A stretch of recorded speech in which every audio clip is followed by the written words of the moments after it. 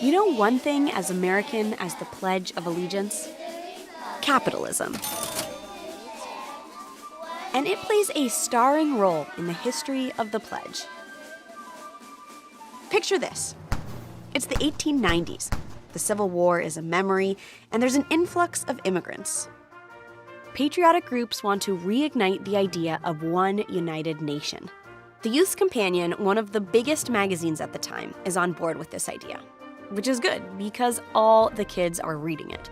So as part of a promotion, they start offering free U.S. flags to readers who sell more subscriptions. And part of that ad campaign, they created an official school program for the 400th anniversary of Columbus sailing the ocean blue, a day that wasn't so controversial back then.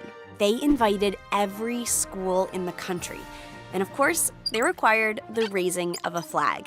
To mark the raising of that flag, they needed something special, a poem, or maybe an oath. Cue the socialist Baptist minister, advertising copywriter, Francis Bellamy. He reportedly whipped up the pledge in a few hours, and that pledge was recited by millions of schoolchildren across the country. A few decades later, by World War I, as nationalism swelled, nearly all U.S. schools recited the pledge. A true American tale about how the need to sell more magazines created our original 23 words of patriotism.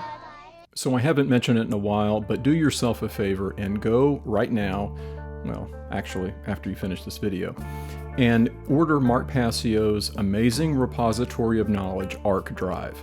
This is 2 terabytes of information, and you can see here it's thousands of files, audio, video, books, and I can guarantee you will be very happy that you got it.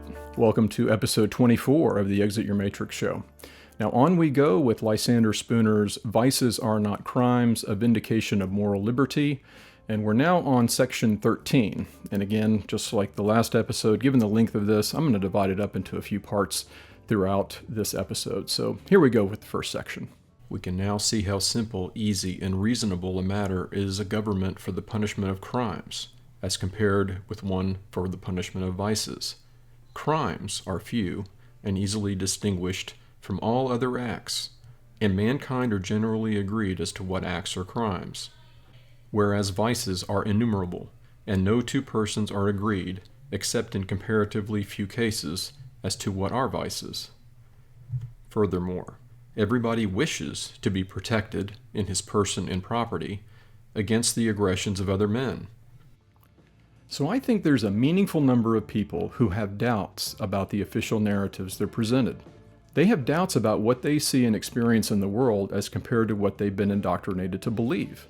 And the big one, they have doubts about the nature and character of the constructs and institutions they find themselves beholden to, especially when they realize they played no part in their construction or how they operate, but they don't dare acknowledge it outwardly because there are powerful forces at work that prevent them from exploring those doubts.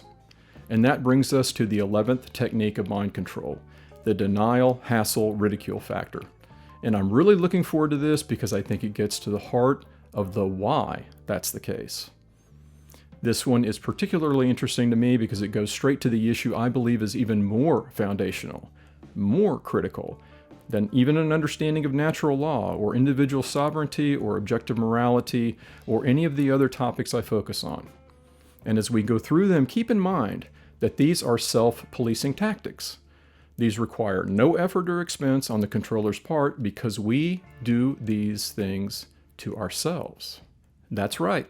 No matter how many demonstrably evil, sociopathic control freaks we can point to as being the causes of our condition of slavery, the real culprit is in the mirror. And as hard as that is to come to terms with, Etienne de la Boétie exposed our culpability in his masterpiece, The Politics of Obedience, The Discourse on Voluntary Servitude, where he wrote, "It is true that in the beginning men submit under constraint and by force, but those who come after them obey without regret and perform willingly what their predecessors had done because they had to. This is why men born under the yoke and then nourished and reared in slavery are content, without further effort, to live in their native circumstance, unaware of any other state or right, and considering as quite natural the condition into which they were born. Nevertheless, it is clear enough that the powerful influence of custom is in no respect more compelling than in this, namely, habituation to subjugation. So as we wave our flags and pledge our allegiance and give the outward signs of a free people, we're nothing more than slaves. So we busy ourselves with what slaves in the best conditions have to distract themselves. False choice politics and reform and getting the right people in the right places and draining swamps and bringing change and fighting the system and all of the other stupidity we've been handed, never coming to the realization that all we're doing is redecorating the prison. But nobody wishes to be protected, either in his person or property, against himself, because it is contrary to the fundamental laws of human nature itself that anyone should wish to harm himself. He only wishes to promote his own happiness, and to be his own judge as to what will promote, and does promote, his own happiness. This is what everyone wants and has a right to as a human being. And though we all make many mistakes, and necessarily must make them, from the imperfection of our knowledge, yet these mistakes are no argument against the right, because they all tend to give us the very knowledge we need, and are in pursuit of, and can get in no other way. The object aims at in the punishment of crimes, therefore, is not only wholly different from, but is directly opposed to, that aimed at the punishment of vices. So here we go. The denial, hassle, ridicule factor. Let's start with denial, and it ain't just a river in Egypt. This is a psychological mechanism, really an illness, where an organism capable of self-awareness and thinking comes under significant enough stress and suffering that it becomes too mentally, emotionally, and spiritually painful to deal with reality. In severe forms, this is referred to as cognitive dissonance, which I've spent some time on in prior episodes. Point. Oh, I'm sorry, it said point. I think another way of saying it that reinforces what I'm trying to convey is the stress we experience when presented with information that is not consistent with or challenges our beliefs. And notice that denial is often used to describe those in a state of addiction. When a person can't reconcile their behavior with what they know or are being told is right behavior. They're engaged in a pattern of consciousness, which is a combination of our thoughts, emotions, and actions, that is destructive not only to them, but to those around them. But back to that question, why?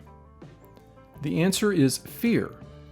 Specifically, it's the fear that results from the inability to confront and acknowledge that the person is not taking full responsibility for the cause of their condition. It is the willing refusal to face the truth. We know the two essential expressions of human beings are love and fear. So if we move from a state of fear to a state of love, we experience receptivity to truth and our condition in reality.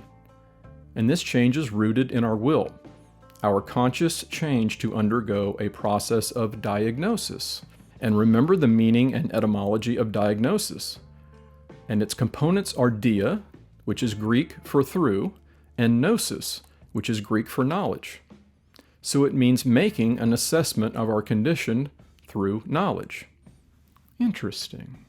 It sounds like this show I heard about where this guy is damn near pleading with people to seek truth through knowledge of self. But that's not important now, because I've got a show to do. So we come out of denial by moving from a state of fear to a state of love. And if you're seeing me for the first time, I'm not talking about romantic love or even brotherly love. This is the kind of love that comes from seeing no separation of self and other, which results in us really treating others as we want to be treated because a person in that state sees all as one. Denial, then, is the fear of knowing. Hey there, I'm trying to get this information out. If it resonates with you, or even if it doesn't, could you subscribe, give me a thumbs up, share this, do something to help me get this information out to other people. Thanks. So let's move on to ridicule. Ridicule is the preference to remain silent and in denial out of the fear of other people's reactions and possible withdrawal of their approval. Now, how many people struggle with this one? How many people know things, hell, at least something, that they know just isn't right? What they see with their own eyes is in direct contradiction with what they're hearing as the official narrative. It's there, tugging and gnawing, always itching for some attention because they know something's up. Maybe you know something's up. But then what about those other moms? The guys at work, not the people at the club? The odds just aren't really good that they're going to find a receptive audience, so they do what most of us do and stuff it. Nothing wrong with silver. Nothing wrong with silver at all. I'm just kidding you, man. I don't want to win. I'll just bury it down inside. Bury it deep down in there and never bring it up again. It's painful, and I love you. And while we've been trained to value what other people think about us so much that we'll betray our own intuition, our controllers, on the other hand, continue training generation after generation in the art of herding tax cattle. Because crazy as that may sound in the land of the free and the home of the brave, that's exactly what they see you as. And the controllers have diligently, unceasingly pursued their goals. And we're watching natural law play out right before our eyes because they have invested vast amounts of the two personal currencies of spending time and paying attention, and the most important act, which is care. They care about what they're doing, and it being bad for you and me doesn't matter to the universe. The cosmos rewards care, period. And the cure for this ill is the same as for denial, a shift from fear to love. Without fear, the courage to ask unpopular questions, to bring up taboo topics. And with Thanksgiving right around the corner, what better time to bring up one of these scintillating topics? So ridicule, then, is the fear of speaking. The object aimed at the punishment of crimes is to secure to each and every man alike the fullest liberty he possibly can have, consistently with the equal rights of others, to pursue his own happiness under the guidance of his own judgment and by the use of his own property. On the other hand, the object aimed at in the punishment of vices is to deprive every man of his natural right and liberty to pursue his own happiness under the guidance of his own judgment and by the use of his own property. These two objects, then, are directly opposed to each other. They are directly opposed to each other as are light and darkness, or as truth and falsehood, or as liberty and slavery. They are utterly incompatible with each other, and to suppose the two to be embraced in one and the same government is an absurdity, an impossibility. It is to suppose the objects of a government to be to commit crimes and to prevent crimes, to destroy individual liberty and to secure individual liberty. And finally, we have hassle. This is the active avoidance of taking action even though the person has sufficient information to indicate that they should. It's lack of courage. It's the unwillingness to endure the inconvenience and discomfort that comes from taking right, moral action in the world. Meaning not committing acts personally that cause harm to others. But here's the kicker. Also not supporting institutions or belief systems that cause harm to others. And why would people support institutions or belief systems that cause harm to others? What is the cause of that? It is the belief in any human being or group of human beings having authority over others. Period. When you start there, the picture comes into focus very quickly. And of course, the way out of hassle avoidance is through a pursuit of greater understanding of who and why we are, which is love. So let's wrap this one up and close it with a quote from someone I hadn't heard of until this afternoon. This is from Chris Jammy, if I'm pronouncing that correctly, I hope, who I've learned is a musician and author of the book Philosophy, and I think he's got a great quote here. Everyone pretends to be free thinkers, but few individuals pass the line into expressive territories that may be detrimental to their own social well-being. I think that's pretty well on point for today's discussion. So come back next time when we'll be taking on the 12th technique of mind control, religion. And listen, let me go ahead and get out in front of this. I know that I really can't guarantee that much. I mean, let's be honest. Religion as a technique of mind control? You and I both know there's just not a lot there, but listen, I'll see if I can dig some stuff up, but I'm just not sure. Thanks for spending some time with me today, and remember to always do your own thinking. Be well. On we go with Lysander Spooner's vindication that prevent them from That's right, no